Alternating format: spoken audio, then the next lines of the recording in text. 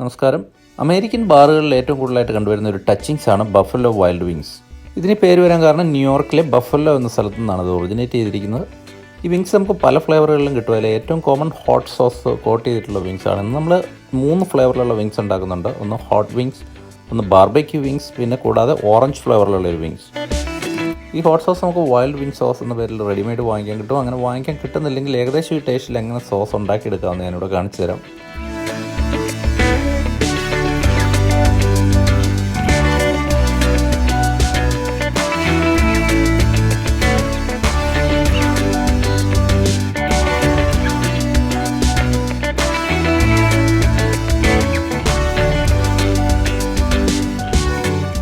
ഈ ഇൻഗ്രീഡിയൻസ് എല്ലാം കൂടി നമ്മൾ ബ്ലെൻഡറിൽ അരച്ച് ആവശ്യാനുസരണം വെള്ളവും ചേർത്ത് ലൂസാക്കി ബോയിൽ ചെയ്തെടുത്താൽ മതിയാവും.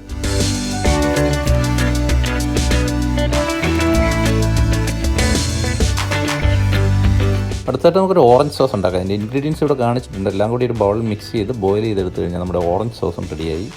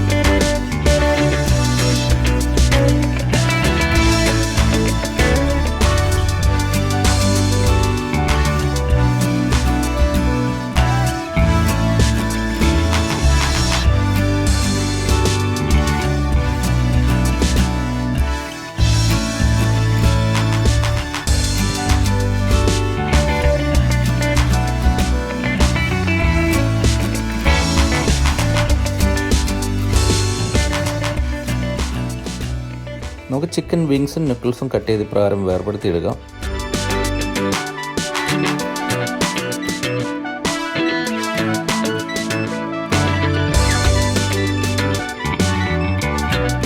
അതിനുശേഷം ഒരു പാത്രത്തിൽ ഏകദേശം 200 ഡിഗ്രി സെൻറ്റിഗ്രേഡിൽ എണ്ണ ചൂടാക്കി നമുക്ക് ഈ വിങ്സ് അതിൽ ഡീപ് ഫ്രൈ ചെയ്തെടുക്കാം. ഇപ്രകാരം ഈ എണ്ണ തിളയ്ക്കുന്ന പാനിൻ്റെ അടിയിലേക്ക് ഒരു ഇറുക്കിളിയോ സ്ക്യൂറോ ടച്ച് ചെയ്ത് കഴിഞ്ഞാൽ അത് ബബിൾ ചെയ്യുന്നുണ്ടെങ്കിൽ നമ്മുടെ എണ്ണ അത്യാവശ്യം ചൂടായിട്ടുണ്ട്.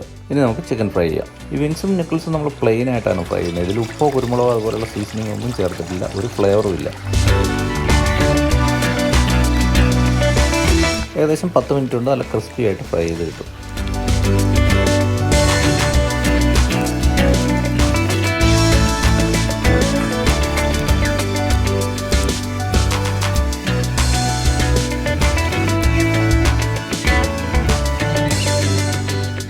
ഇനി ചിക്കൻ വിങ്സ് നമുക്ക് ഓരോ ഫ്ലേവറിലുള്ള സോസുമായിട്ട് കോട്ട് ചെയ്തെടുക്കാം.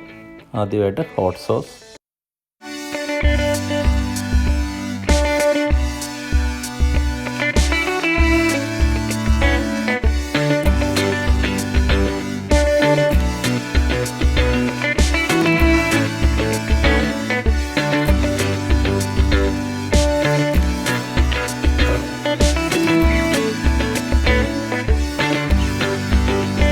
അടുത്തത് ബാർബക്യൂ ഫ്ലേവറിലുള്ള ചിക്കൻ വിങ്സിന് വേണ്ടി ബാർബക്യൂ സോസ്,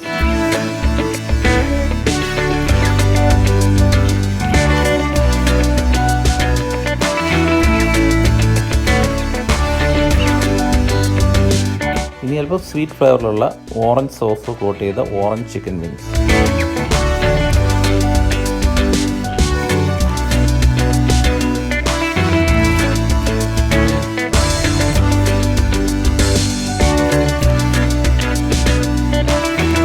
സെലറി സ്റ്റിക്സും ഡിപ്പിംഗ് സോസ് ഉപയോഗിച്ചിട്ടാണ് നമ്മൾ സാധാരണ ചിക്കൻ വിങ്സ് കഴിക്കാറ്. ഞാനിവിടെ സെലറി കട്ട് ചെയ്തിട്ടുണ്ട്. ഇനി ഇതെല്ലാം കൂടി നമുക്കൊന്ന് പ്ലേറ്റിലേക്ക് ട്രാൻസ്ഫർ ചെയ്യാം.